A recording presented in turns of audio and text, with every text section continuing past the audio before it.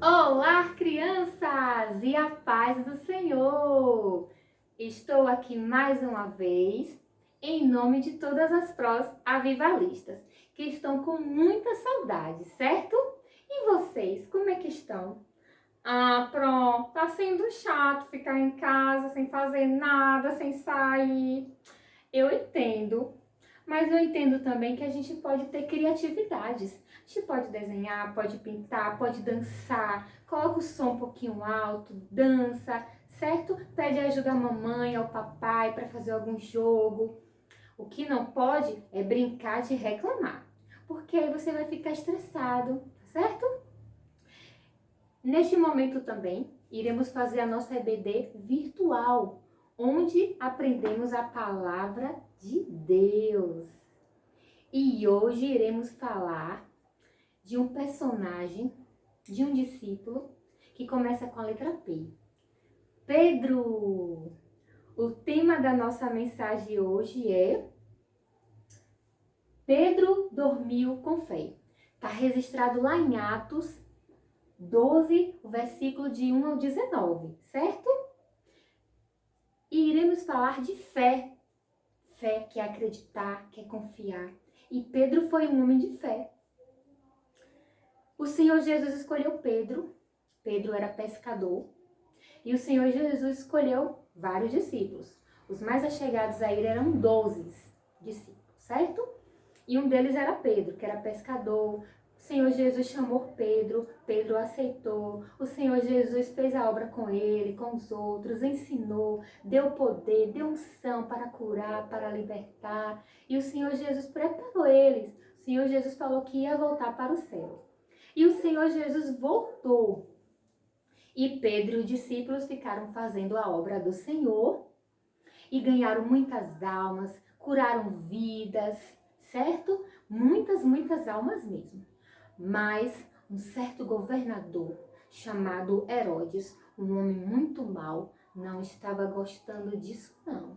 E começou a prender os discípulos, começou a maltratar, matou alguns.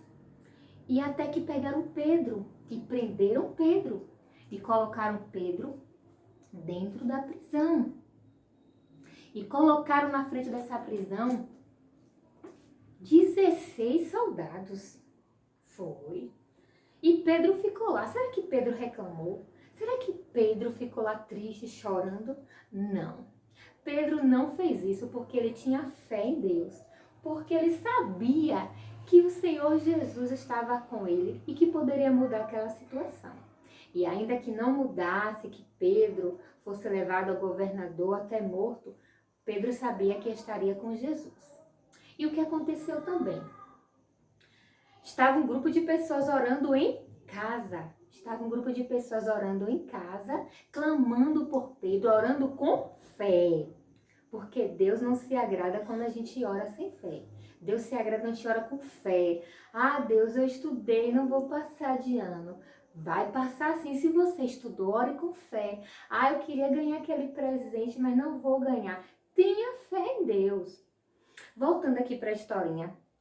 O povo lá orando com fé para ajudar Pedro.